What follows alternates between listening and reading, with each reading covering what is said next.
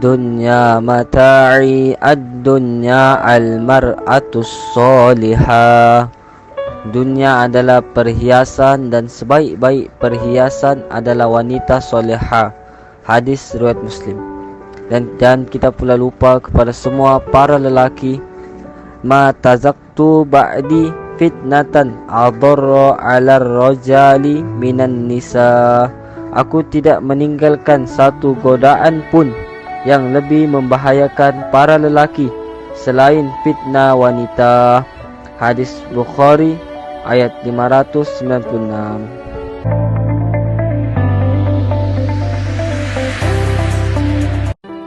Aplikasi. Apa itu aplikasi? Aplikasi adalah satu subkelas dari peringkat lunak komputer yang memanfaatkan kemampuan komputer secara langsung untuk melakukan tugas yang dikehendaki oleh pengguna.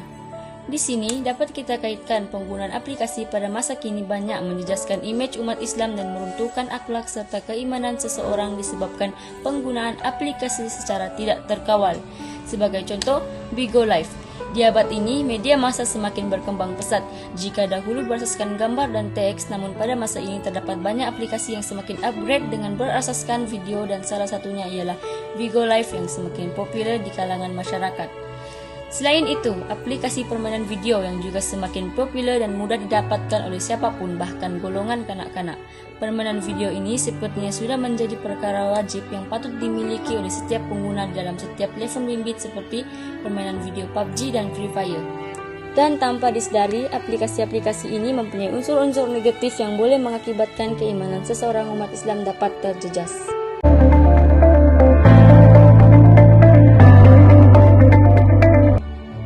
Terdapat beberapa faktor-faktor berlakunya isu-isu tersebut yang berkaitan dengan isu akidah.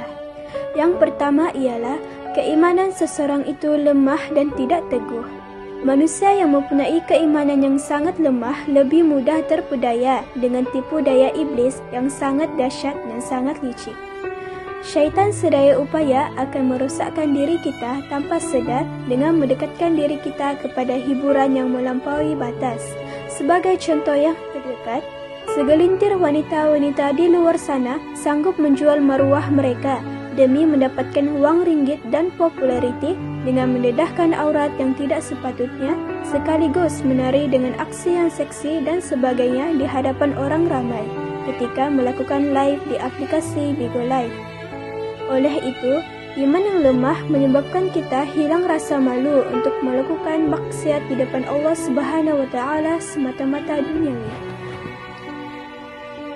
Faktor yang kedua pula yaitu kurangnya didikan serta ilmu agama dalam diri. Kita sedia maklum bahawa dunia kini maju dari segi teknologi yang menyebabkan generasi muda kian alpa untuk mencedok ilmu agama sebagai bekalan yang perlu dibawa ke akhirat.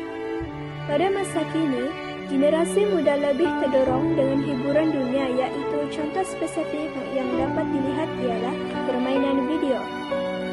Seperti mana isu baru-baru ini yang pernah hangat diperkatakan, permainan video PUBG yang pernah viral akibat mempunyai unsur-unsur penyembahan berhala untuk para pemain mendapatkan senjata yang hebat. Bukankah isu ini melibatkan akidah seseorang yang melampaui batas lalu dianggap perkara yang remeh? Tanpa kita sedar, kita sudah hanya dalam godaan syaitan yang berhiaskan dunia hiburan agar kita lalai dari didikan agama Islam.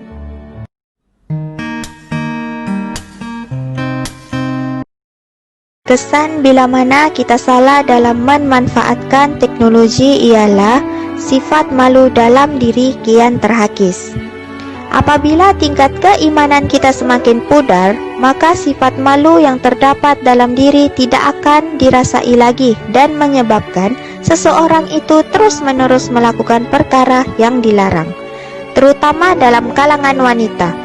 Seperti yang dapat kita lihat di laman-laman sosial seperti Facebook, Twitter, Instagram, serta tidak ketinggalan aplikasi Bigo Live yang tengah panas diperkatakan, di mana kebanyakan wanita Islam telah memuat naik gambar-gambar yang tidak mengikut syariat ke dalam laman sosial dan diperlihatkan kepada semua orang.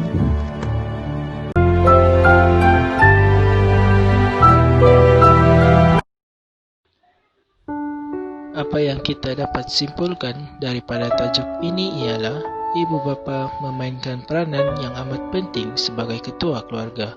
Ibu bapa perlulah menitik beratkan nilai-nilai murni ataupun didikan agama terhadap anak-anak mereka sejak kecil lagi.